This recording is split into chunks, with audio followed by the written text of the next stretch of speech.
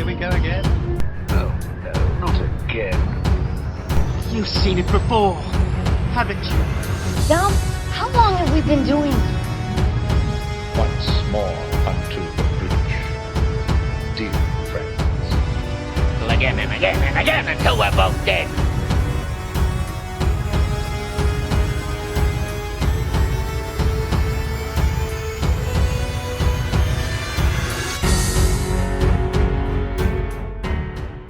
Hello and welcome to You've Seen It Before, movie reviews with connections in mind. Sonic the Hedgehog is directed by Jeff Fowler in his feature directorial debut and stars James Marsden, Jim Carrey, and Ben Schwartz as the voice of the titular hedgehog himself, Sonic.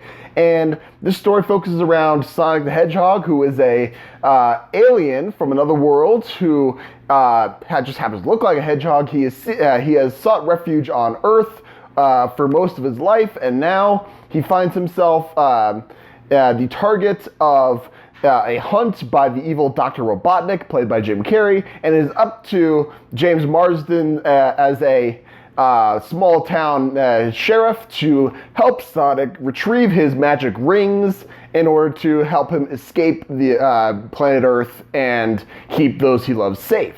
Now, this video review will contain certain spoilers of Sonic the Hedgehog, as well as certain other films and TV shows. I'll put a description in the put a list in the description below. I'll be doing my spoiler-free thoughts of Sonic before I get into any spoilers, but just so you know, there will be spoilers later on in this review.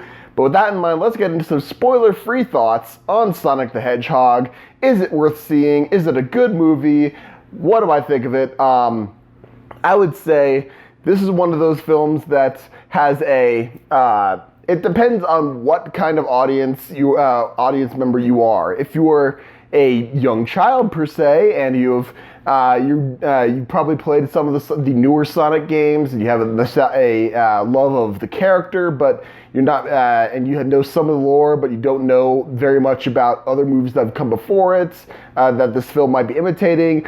I think this might be a fun little film for you as a child, if that were the case. However, if you're an adult in the audience and you're seeing this because you have a nostalgic love of Sonic the character from games that you played in the mid-90s, let's say, and you like that lore from before, you're probably not, you'll like the references that they make in this film to the video games, such as the fact that Sonic likes chili dogs, he's really fast, he's got a spin dash attack, Dr. Robotnik's in it, and he gets called Eggman at a certain point, but other than that, other than those references that'll make you go squee with delight, there really isn't that much to this film, and that's kind of a shame, because this film, the only reason that I put this on my list of films to see in 2020 was because of the infamous debacle of the first trailer of Sonic, where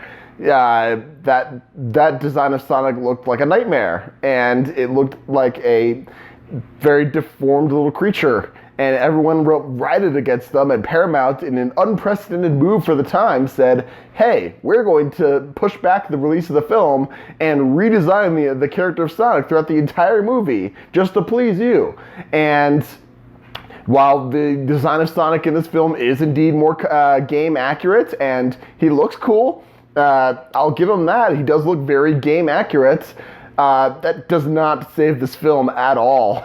This is a very by-the-numbers kind of family comedy sort of thing, and as a video game movie, I don't really see anything about it beyond the fact that it is a video game character. There are rings that you're trying to collect. There's the villain Dr. Robotnik. There's a spoiler reveal later on in the film. I'll talk about that at the end once I give my spoiler-free thoughts. But really, this isn't really a video game movie per se beyond those facts. And bless his heart, Jim Carrey is doing the best that he can. And his shtick is pretty hilarious when he's given the right material. He's doing what he can, but it really doesn't elevate this film very much. His material, he does the best with what he's got, but it doesn't really seem to it didn't get a laugh out of me per se.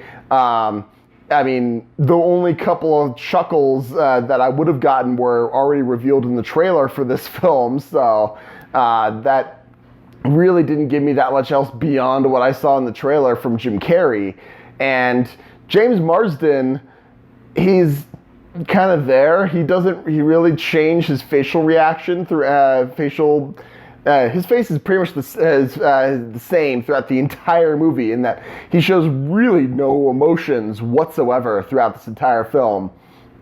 And he's just kind of there. He's doing his job, what the script demands it. There's a big plot, I wouldn't call it a plot hole, but it is definitely a hole in the script that they could have avoided this whole thing entirely. I'll get to that into my spoiler thoughts later on in the review, but suffice it to say, this is just a very formulaic family film that has a recognizable cartoon character, and it really doesn't elevate anything beyond what the formula dictates, and the formula is pretty tired as it is, and there really isn't that much to this, though I will say at the end, no spoilers yet, but there is a tease that teases a much better movie, I would think, as a sequel, but who knows if we're ever going to get that at this point.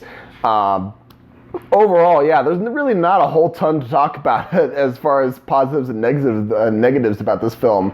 I was really hoping for more from Sonic, and I really only got one genuine chuckle from the movie, and that was if you've seen the trailers for this film, the elevator scene. I'll leave you, if you've seen that, you know what I'm talking about. If you haven't, looked up the trailer at least, you'll know what I'm talking about.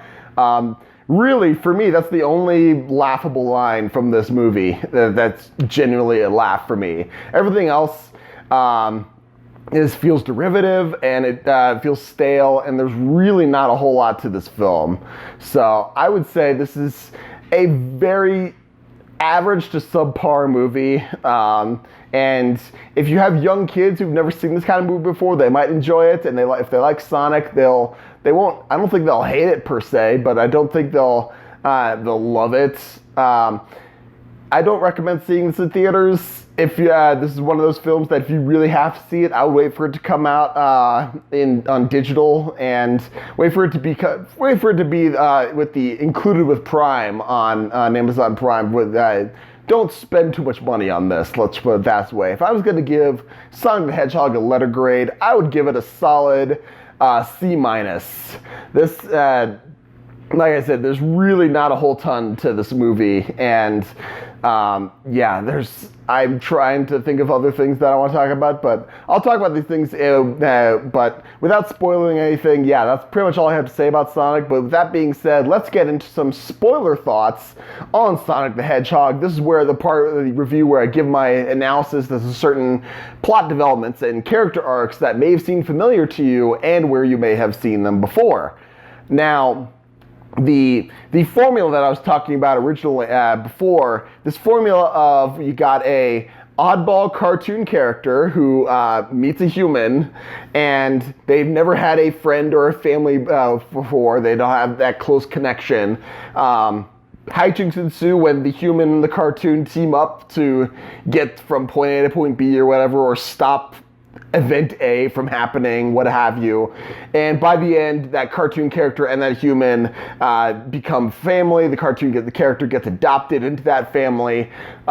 You've seen this formula before in films such as Woody Woodpecker. Woody the Woodpecker, the film that was not released direct to DVD, but we got a theatrical release in Brazil for some reason.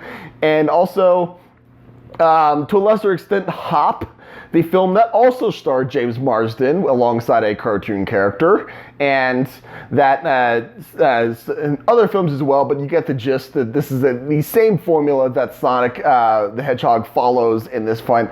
And also the fact that, as we all know, Sonic the Hedgehog's whole shtick is that he's got to go fast. he goes really, really fast. So fast, in fact, that he can manipulate objects when he goes really fast before people react. He's zooming around people so fast that he can like pull down someone's hat in a bar fight and make someone punch themselves because they're so fast, or put a stuffed bear head over a guy's head to make him jump out a window. Gee, where have we seen this before? Oh yes, Quicksilver from both X-Men Days of Future Past and X-Men Apocalypse, which it kind of blows my mind to realize that Days of Future Past came out 6 years ago now, and we're still reusing this plot, this sequence to think, and we think that it's some sort of mind-bending, awesome effect, and it was at the time, but now. Again, if you have children who want to see this and have never seen either of those films, they'll probably see this and think that it's groundbreaking, it's amazing. We've seen it before, however, and it just feels like a ripoff of Quicksilver from the X-Men movies. That's really all there is to it. And they're not even that funny, honestly. The X-Men scenes, even in X-Men Apocalypse, the one bright spot of X-Men Apocalypse is the Quicksilver scene where he gets to like save the fish in the fishbowl from the exploding building. That was at least a little bit funny. I mean, come on, it's way more funny than that. And before I forget, let's get into that massive hole in the script that I referred to earlier. In this film, we see the whole point of getting Sonic and James Marsden's character, I believe his name was Tom Wachowski, the sheriff of this small town in Montana, together to get down to San Francisco. They have their road trip mentality.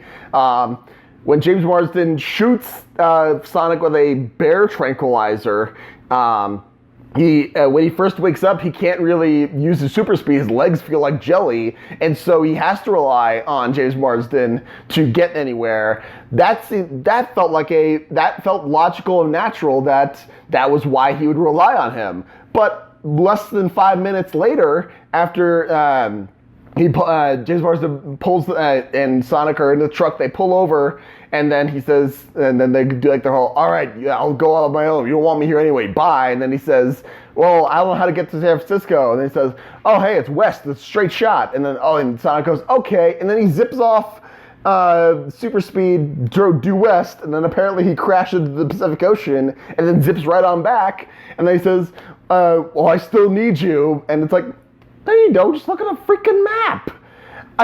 At the very least, the script could have been that maybe because he's an alien and his physiology works differently, he could have done something like, hey, I'm still feeling the effects of that tranquilizer, and maybe he can only use his super speed at short bursts. And then he can only, and then he tires out really quickly because that tranquilizer is still trying to work his way through his system. That way, there's a logical reason why he still needs to rely on James Marsden to get him to San Francisco. That was such an easy thing that they could have done in the script, but no, they had to make him go full Sonic with for most of the movie. And really, we know that he can read, for one thing, because he's got a whole library of Flash comics that he reads really fast. He could have just looked at a freaking map and seen what building he goes to, give me directions, and then boom, he's there, and then this movie's done inside of 10 minutes after the fact. But no, it felt like a lazy decision by the scriptwriters to just say, hey, they need these two characters need to be together for the whole movie, and they had to develop a friendship. Okay, there you go. No need to explain anything beyond that.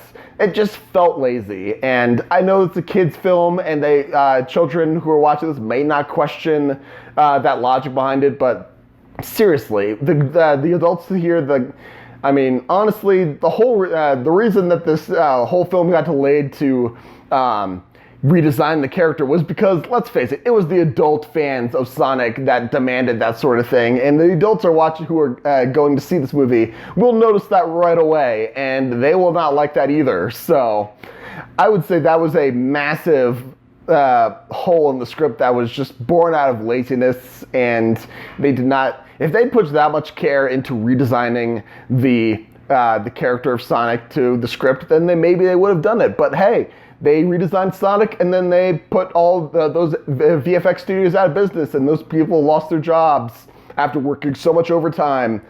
Yay. Yay, Hollywood.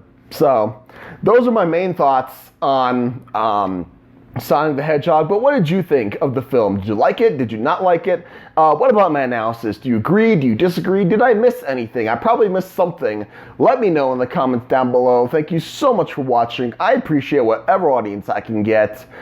Be sure to look for my next movie review, which, as right now, I'll be reviewing The Invisible Man, which comes out February 28th, I believe.